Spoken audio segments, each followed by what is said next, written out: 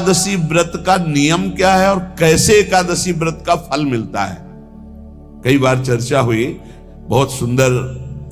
तस्मात् शास्त्रम प्रमाणम ते, शास्त्र प्रमाण के अनुसार श्री सनातन मुनि बोल रहे हैं, अथ ते नियमान वच्मि व्रते ह्रस्मिन् दिनत्रये, कास्यम मानुषम मसूरान्नम चणकांको द्रवास्तथा, शाकम मधुपरान्नम च पुनर्भोजन मैथुने, दशम्याम 10 वस्तूनि वर्जयेत वैष्णवः सदा।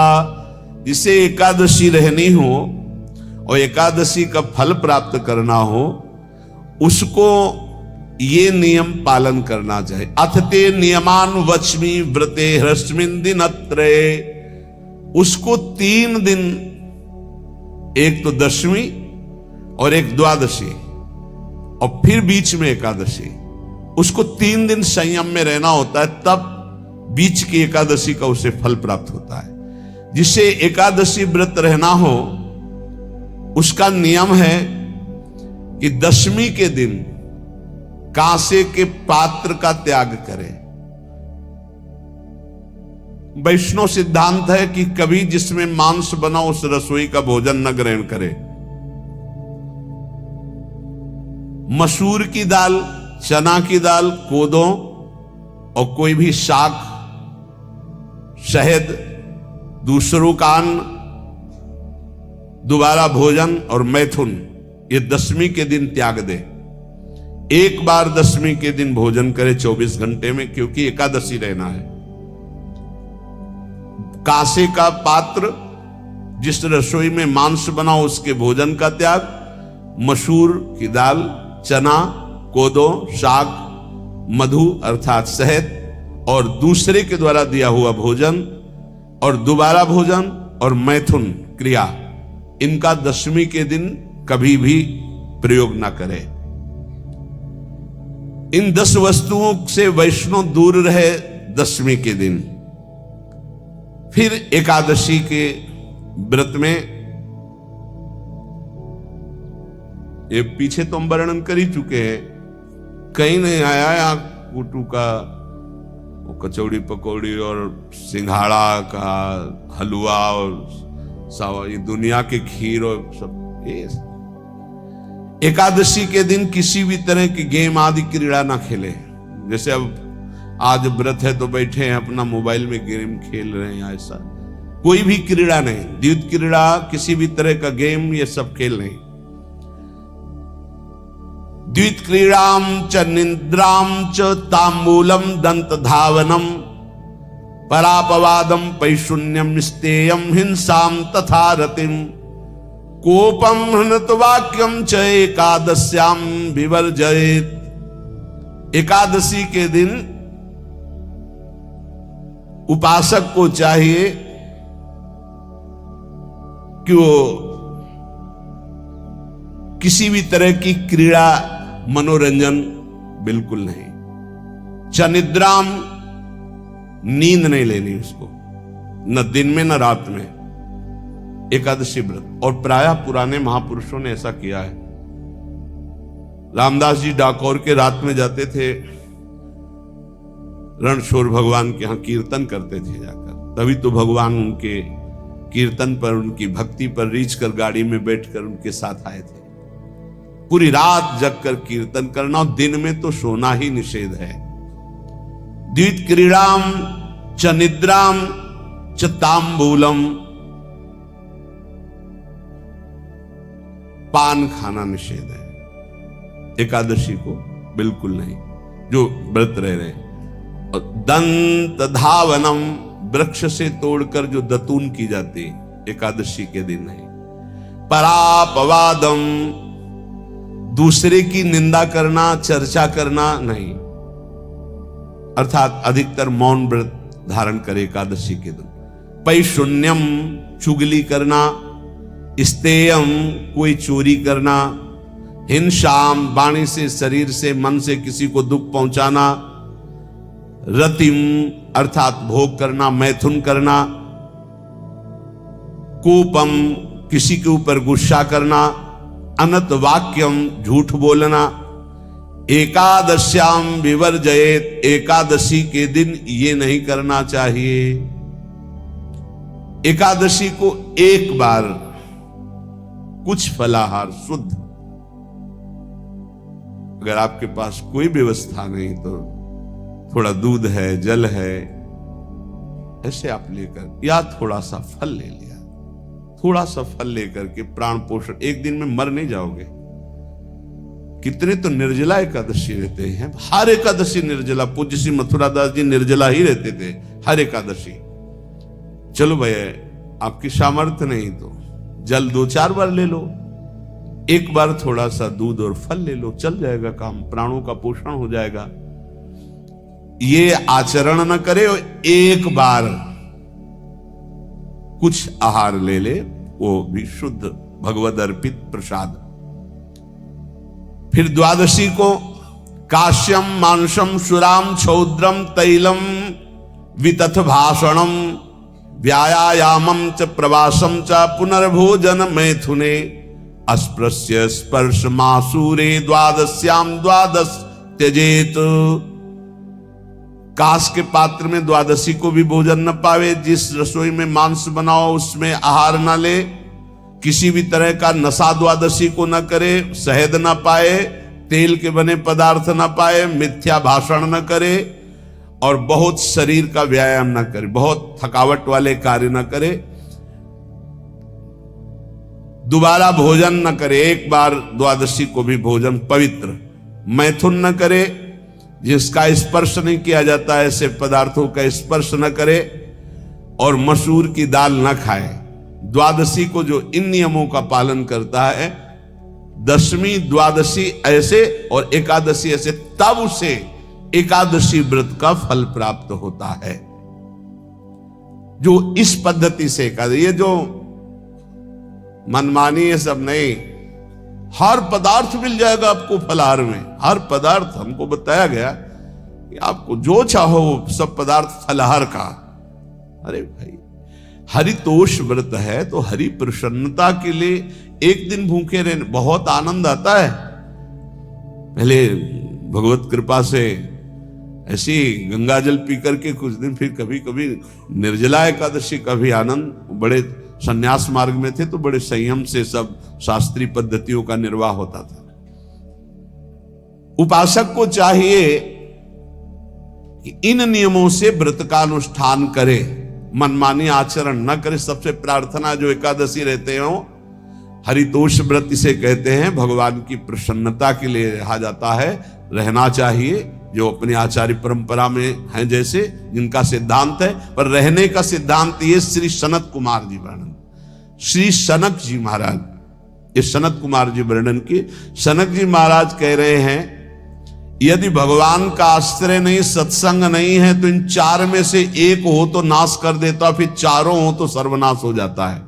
यौवनम धन संपत्ति प्रभुत्व विवेकता एकैपमप्यनर्थाय किमु यत्र चतुष्टयम। यदि सत्संग नहीं है, यदि भगवद आश्रय नहीं है, खूब धन हो, जवान अवस्था हो और बढ़िया पद मिला हो, प्रभुत्व चलता हो और अज्ञान हो, फिर क्या कहना है? बोले ये चारों जहां मौजूद होते हैं वहां सर्वनाश का खेल शुरू हो जाता है। अगर इनमें से एक हो तो सर्वनाश करने में पर्याप्त है, और अगर चारों हो तो फिर क्या कहना है? यौवनम जवान हो, धन संपत्ति, खूब रुपया पैसा हो, प्रभुत्व, कोई पद हो, कोई अधिकार हो बड़ा, फिर अविवेकता और अज्ञानी हो, तो बोले एक नाश कर देगा, फिर चारों तो नाश ही कर देंगे।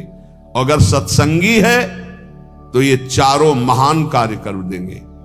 क्या यौवनम जवान है, खूब दूसरों की सेवा, मेहनत पूर्वक धन संपत्ति कमाकर माता पिता की सेवा, परिवार की सेवा।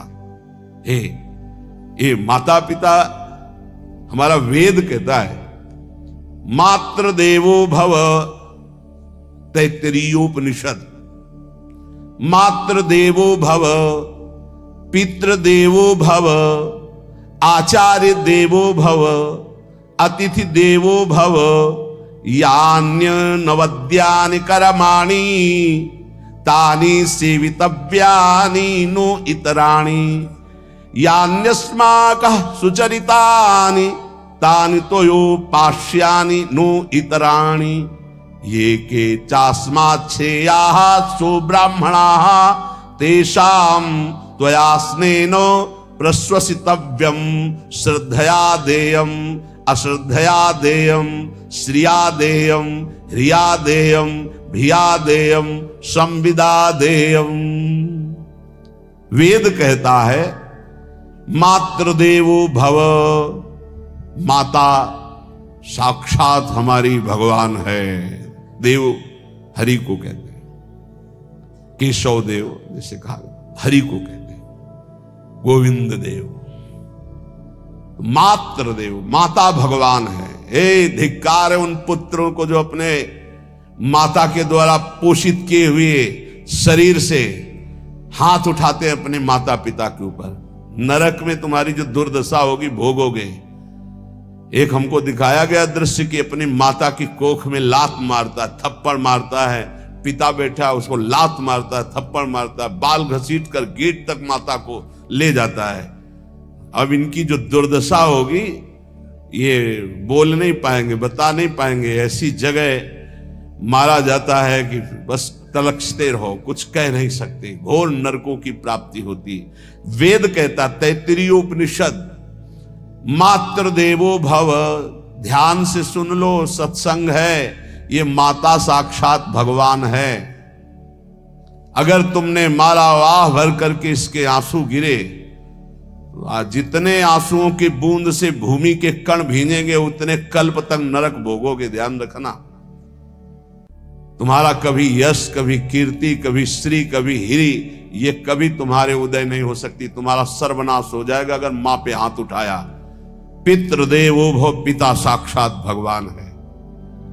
देखो भगवान अवतरित हुए तो प्रात काल उठी कै रघुनाथा, मातु पिता गुरु नावहि माथा। आचार्य देवो भव, माता साक्षात भगवान है, पिता साक्षात भगवान है, आचार्य गुरुदेव साक्षात भगवान है। जो अपनी माता को, अपने पिता को दुख देता है, अपने गुरुदेव की अवहेलना करता है, उसका कभी मंगल हो सकता है? वो कभी सुख प्राप्त कर सकता है? वेद कहता है जो निर्दोष कर्म करते हुए धन कमाकर, कैसा कर्म? निर्दोष कर्म करते हुए धन कमाता है और उस धन से अपने बूढ़े माता पिता और गुरुजनों की सेवा करते, ए जीवन धन्य है। धिक्कार है उस पुत्र को, धिक्कार उस जवानी को, धिक्कार है उस धन को, धिक्कार उस बुद्धि को जिसको ये सब प्राप्त होने पर भी अपने बूढ़े माता पिता को दर दर के भटकने के लिए विवश कर देते हैं, जो अपने बूढ़े माता पिता को कष्ट देते हैं। जहां वेद कह रहा है मातृ देवो भव, पितृ देवो भव, आचार्य देवो भव, अतिथि देवो भव, चारे बातें कही। अतिथि देवो भव, अगर बिना परिचय के कोई आ गया, कह रहा भूखा हूं, भोजन पवा दो, भगवान पधारे हैं, हम कह रहे मत अंदर आने दो, गेट के बाहर पवा दो, तुम्हारा संशय, पर उसे भूखा मत जाने दो। अतिथि देवो भव, जो निर्दोष कर्म करके अर्थ कमाकर अपने माता पिता गुरुजनों की सेवा करता है, उसी का जीवन धन है। पशुवत आचरण, मनुष्य शरीर प्राप्त करके राक्षस आचरण, राक्षसों की यही पहचान होती है। मां नहीं मातु, पिता नहीं देवा, साधुन ते करवा वही सेवा। तुम्हारे जो पुण्य है ना सब भस्म हो जाएंगे। आप खिलवाड़ मत समझो, वो विरक्त है, भले तुम्हें नौजवान दिखाई दे रहा है, वो शरणागत है। जो आचार्य ने मंत्र दिया वही गुरु परंपरा से चला रहा, वही मंत्र उसमें। आप उसको बोल रहे हमारे लिए कुर्सी डालो, पैंट शर्ट पहने हो, कुर्सी डाल। हाँ, आप असमर्थ हो तो हाथ जोड़कर प्रार्थना कीजिए कि बैठने में हमारी टांग टूट गई है, हम बैठ नहीं पा रहे हैं, क्या व्यवस्था हो सकती है क्या? याचना इस कोटि की। आदेश, बाबा जरा कुर्सी लाना, बाबा तो कुर्सी रख देंगे, आप उनको तुम भिक्षुक समझते हो, सारे सुकृत तुम्हारे नष्ट हो जाएं। ये जो संतों के द्वारा दिए हुए आसन में ये अयोग्य पुरुष बैठ जाते हैं ना, इनके सारे सुकृत नष्ट हो जाते हैं। ये क्या समझते हैं? तुरंत आसन दिया जाता है, किसी भी आओ आसन को प्रणाम करके समेट कर रख दो। अगर आसन में बैठने की योग्यता नहीं, आसन में बैठने की योग्यता उसकी मानी जाती है जो सामने बैठा है, उस स्थिति का हो या उससे श्रेष्ठ हो। बहुत होश में ये बातें सत्संग में ही मिलती है और अन्यत्र नहीं मिलती। आसन बिछाने का मतलब तुम कोई महान नहीं हो गए हो, अपने में दैन्यता नहीं तो वैष्णव किस बात के। आसन ग्रहण वैसे ही बिछा हुआ है, उसके ऊपर आसन लगा हुआ है गुरुजनों के लिए, श्रेष्ठ जनों के लिए। आप आसन में बैठने के अधिकारी हैं। सत्कर्म के द्वारा कमाए हुए धन से मात्र देवो भव पितृ, हम बार बार चिल्ला के कह रहे, क्योंकि कलयुगी इन पुत्रों को अब समझ में नहीं आ रहा। जो बोओगे वही काटोगे। अगर आप अपने पुत्रों को सत अध्यात्म की शिक्षा देंगे और स्वयं अध्यात्म से चलेंगे तो तुम्हारा बुढ़ापा ठीक से जाएगा नहीं। बुढ़ापा बहुत मुश्किल से कटता है, बहुत मुश्किल से। हाँ, हमें कई दृश्य देखने को मिलते हैं। बता रहे एक बार बिंदौर इधर है, इच्छावर फतेहपुर, वहां से भ्रमण करते यार, बड़े मकान से वयोवृद्ध भागते हुए आए, स्वामी जी स्वामी जी स्वामी। बहुत कष्ट में हो। क्या कष्ट है आपको? आप तो महल से उतर रहे हैं। ये किसका है? बोले मेरा ही है। उनका कष्ट क्या है? बोले 4 लड़का है, 4 बहू है, सब खाते पीते हैं, मैं बहुत कष्ट में हूँ, सब कोई अपमान करता है। निकलो फिर बाहर, बाबा जी बनो, भजन करो, भगवान के मार्ग का अनुसरण करो। चौथी अवस्था है। बोले ये तो नहीं हो सकता, रहूंगा तो यही कुछ ऐसा कर दो कि जिससे हमारे बच्चों की बुद्धि बदल जाए, जो हमको पीटते हैं, गाली देते हैं। हमको वो जादू तो हम जानते नहीं, और चल पड़े। और बड़ा अंदर से चिंतन हुआ कि जीव कितना आसक्त है उन्हीं पुत्र परिवार घर में। अब बुढ़ापे का समय है, चौथी अवस्था में अगर घर ही में रह के भजन करो तो झंझट नहीं होगी। जो मिले जैसे मिले जीवन यापन करो, भजन करो, लेकिन प्रभु से मतलब नहीं। तो जितने भी जवान भाई बहन सुन रहे हैं, आप अपने माता पिता को, यहां हमारा वेद कहता है मातृ देवो हो, माता भगवान है, पितृ देवो हो, पिता हमारा भगवान है। धर्म के द्वारा कमाए हुए धन से माता पिता की सेवा करो। दूसरे दोष युक्त कर्मों का कभी आचरण मत करो। यन्नस्माकं सुचरितानि तानि तोयो पापाश्यानि नो इतराणि। सुंदर आचरण करो जो महापुरुषों के द्वारा विधान किए गए हैं, पाप आचरण कभी मत करो। हमारे आचरणों में से एक भी ऐसा आचरण नहीं होना चाहिए जो दूसरे को दुखी करके धन संपत्ति लेने वाला हो। वेद कहता है पापाचरण किया और आपको गड्डी पकड़ा दी, आप निर्दोष को दंड दे दिए और दोषी को धन के कारण मुक्त कर दिए। अब आपके परिवार में जो तांडव मचेगा वो झेल नहीं पाओगे, चाहे कोई भी हो।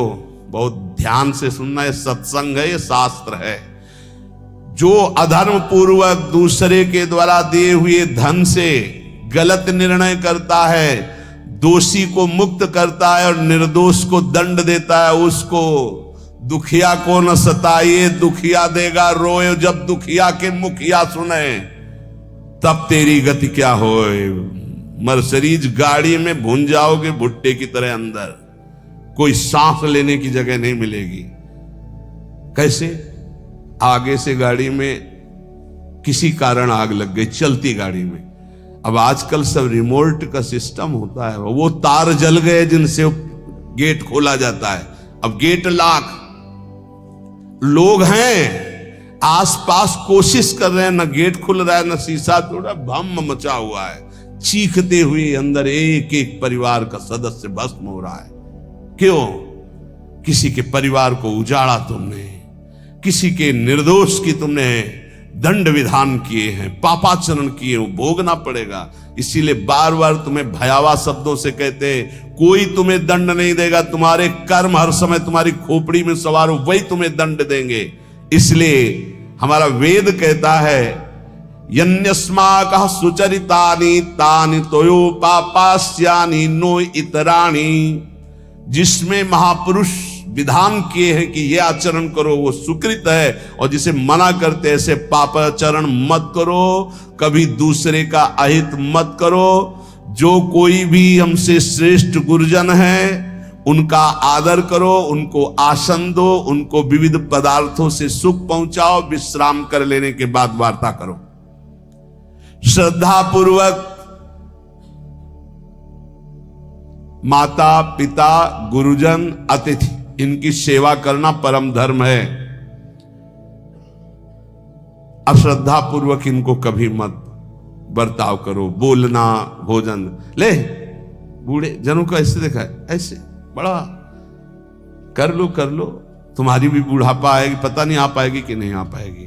अगर आएगी तो बहुत बढ़िया आएगी, तुम्हें ऐसे सताएगी कि आप देख लेना। बहुत हमारा हृदय इस बात से पीड़ित हो जाता है कि मां के प्रति ऐसा बर्ताव, जिस मां ने इतना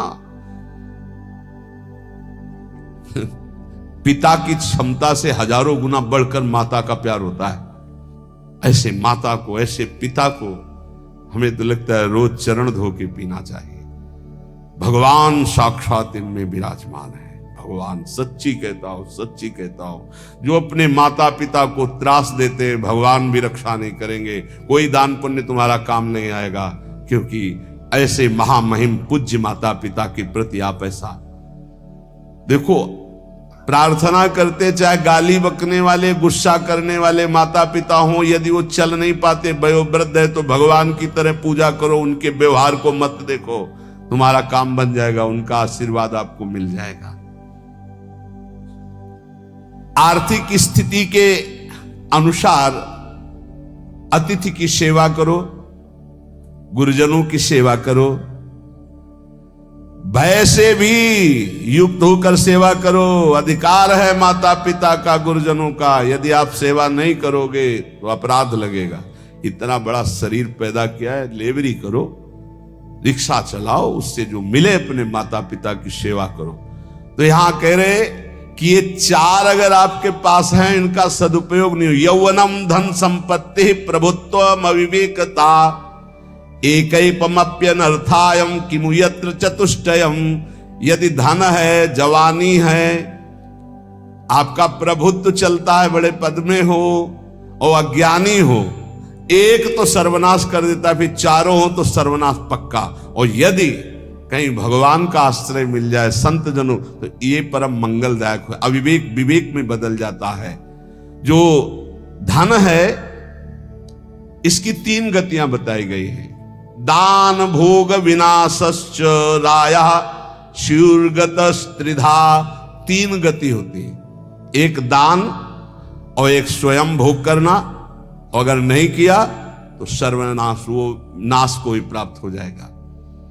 गांव के कंजूस जनों के धन दीवालों में निकलते हैं, मटकी में बंद बंद करके दीवाल में पैक कर दिया और मर गए। अब दीवाल में नहीं, अब लॉकर में है, बैंक में है। कितने हैं? बोले इतने करोड़। कभी ना तो धर्म किया ना दान किया, कंजूस रात दिन उन्हीं रुपए का चिंतन किया, मर गए। एक रुपए का भी कभी सतमार्ग में प्रयोग नहीं किया। कह रहे दान भोग विनाशश्च, तीन गतियां हैं। दान या स्वयं भोग कर लो और या विनाश हो जाएगा। तो शोधन धन्य प्रथम गति जाकी, वो धन धन्य है जिसकी प्रथम गति। प्रथम गति क्या? दूसरों को सुख पहुंचाने में लगा। अस्पताल में दे दिया, गरीब लोगों की औषधियों के, या भूखी गौओं के उदर पोषण में, या संत महात्माओं के निवास या वस्त्र या भोजन, ये सब उत्तम गतियां हैं। अगर ये नहीं किया तो चलो घर में ठाकुर जी विराजमान करो, स्वयं बढ़िया भोग लगाओ, पाओ, परिवार को सुखी रखो, इतने ही कर लो। वैसे सो धन धन्य प्रथम गति जाकी। प्रथम तो है दान, फिर दूसरा स्वयं चलो उपयोग कर लो, धार्मिक धर्म पूर्वक अपने परिवार का। लेकिन अगर ऐसा नहीं किया तो तीसरी गति है नाश। वो तुम्हारे किसी काम में धन आने वाला नहीं है। जो न दान करता है ना भोगता है, उसका नाश हो जाता है। अरे भाई, वृक्ष से ही शिक्षा लो, दूसरों के लिए ही होता है। तो तुम मनुष्य बनकर क्या दूसरों का परोपकार नहीं कर सकते? यदि तुम जवान हो, तुम्हारे पास धन है, प्रभुत्व है, विवेक है, तो तुम पूरे राष्ट्र की सेवा की भावना जागृत करो। समाज में ही भगवान विराजमान है। ये मानवा हरि कथा श्रवणास्त दोषा कृष्णांगी पद्म भजने रत चेतनाश्च ते वै पुनन्ति च जगन्ति शरीर संगात संभाषणादपि ततो हरिरेव पूज्यः। एक तो ये बताया, दूसरा बताया कि ये महाधन्याति धन्य होते हैं। एक तो होते जवान हैं, रुपया पैसा खूब कमा रहे हैं, बड़ा प्रभुत्व है, अविवेक है तो नाश कर देगा, और विवेक है तो इन्हीं का सदुपयोग हो जाएगा। एक है जो सबसे हटकर है, ये मानवा हरिकथा श्रवणास्त अधोषा, जो रात दिन नाम जप करते हैं, भगवान की चर्चा करते हैं और सुनते हैं, और अधोषा, वो सारे दोषों को अपने मिटा चुके हैं। कृष्णांगी पद्म भजने रत चेतनाश्च, निरंतर अपने चित्त को प्रभु के भजन में डुबोए हुए हैं, प्रभु के चरणों के ध्यान में अनुरक्त किए हुए। उनका क्या प्रभाव होता है? बोले तैवई पुनन्ति च जगतंति शरीर संगात। ऐसे महात्माओं का यदि शरीर है प्रगट में, तो उस शरीर से स्पर्श करके वायु जिस जिस को छूती है वो पाप रहित हो रहा है। जो उनके दर्शन करते हैं वो पाप। संत दरस जिमि पातक तरही, संतों के दर्शन मात्र से पाप नष्ट होते हैं, उनके शरीर के स्पर्श से पाप नष्ट होते हैं। संभाषणादपि ततो हरिरेव पूज्यः, यदि उनसे संभाषण करने को मिल जाए तो बोले वो इतना पवित्र हो जाता है कि भगवान उनमें वास करने लगते हैं। हरिदेव, हरि उसमें विराजमान है, हरि ही है, ऐसा वो पूज्य हो जाता है। यदि जो नाम जप कर रहे हैं, जिनका चित्त भगवान के चिंतन में है, जो कथा भगवान की चर्चा कर रहे हैं, जो भगवान की चर्चा सुन रहे हैं, अदोषाः, जो समस्त दोषों पर विजय प्राप्त कर चुके हैं, ऐसे मानवाः पुनन्ति च जगतंती, वो पूरे जगत को पावन करने की सामर्थ्य रखते। सतरते सतरते सा लोकांतार्यति मम भक्ति युक्तो भोनम पुनातु, वो लोक के लोक पावन कर देते। कैसे? उनके शरीर से स्पर्श की हुई वायु दूसरों के पापों का नष्ट, उनका दर्शन दूसरों के पापों का नाश, उनका संभाषण दूसरों के पापों का नाश। यदि संत संग मिल गया तो निश्चित हरिरेव ही, वो भगवान से ही मिल रहा है, क्योंकि वहां भगवान जागृत है सबके हृदय में, पर भगवान शयन कर रहे हैं, माया का पर्दा लगाए। संत के हृदय में भगवान पर्दा रहित होकर जागृत हो चुके हैं, तो उनके दर्शन से, संभाषण से, स्पर्श से निश्चित परम कल्याण इस जगत का होता है।